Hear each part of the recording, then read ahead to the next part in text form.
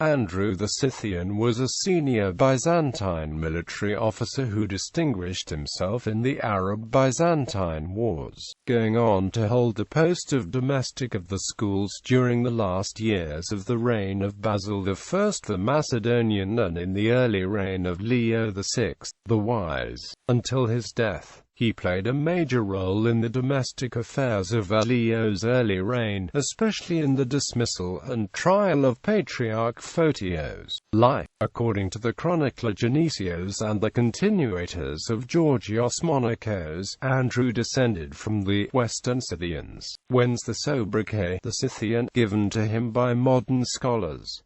In reality, Scythians was an archaizing Byzantine term for the Slavicis. Andrew may be identifiable as the man of the same name who commanded the imperial bodyguard, the Hetaira, when the young Basil the Macedonian served there during his swift rise from a simple stable groom to high office in the late 850s and early 860s as a protege of Emperor Michael III.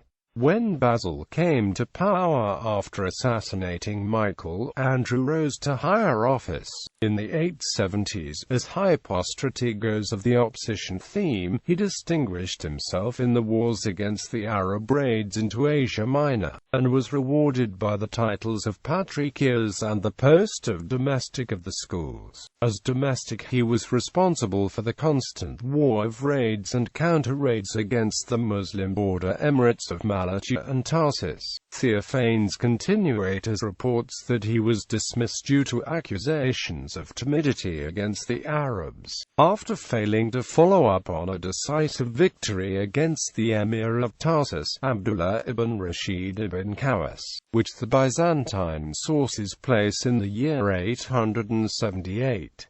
Genesios and the continuators of Georgios Monachos on the other hand don't mention a dismissal, but simply record that on account of his victories, he was raised to the rank of magistros. Andrew is also mentioned as leading, along with Christopher, the sacking of Tefrag, the Paulician capital, an event dated by modern scholars to 878. This was probably an error, since the final campaign against Tefrag was in all likelihood led by Emperor Basil in person. On the other hand, the Chronicle of Simeon Logothetes gives an entirely different background to his dismissal, placing it in 883 and the fallout between Basil and his son, the future Leo VI.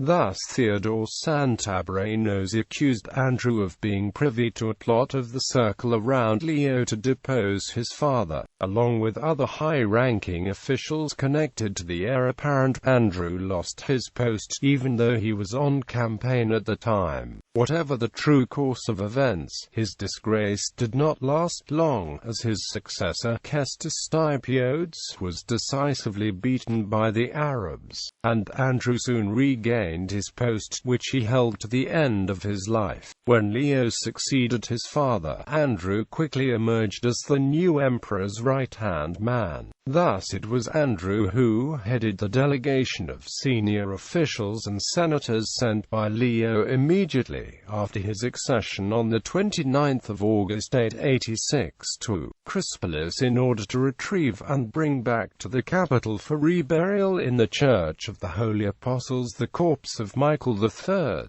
whom Leo believed to have been his real father. Andrew was also instrumental in the downfall of the Patriarch Photios, who along with his protege Theodore Santabrinos was accused by Andrew and the magistros Stephen of plotting to overthrow Leo. As the emperor's trusted agent, it was Andrew who, along with the Logothete of the course, John Hagiopolites, went to the Hagia Sophia, read the charges brought against Photios from the pulpit, and arrested the Patriarch. Photios' trial for treason took place in 887, with Andrew presiding over a tribunal composed of senior officials. Photios and Theodore were found guilty, with the former banished to the monastery of Gordon, where he died, while Theodore was exiled to Athens. The trial of Photios is the last mention of Andrew in the sources. He must have died some sometime between then and 894, when Nikephoros Phocas the Elder is recorded as having succeeded him as domestic of the schools.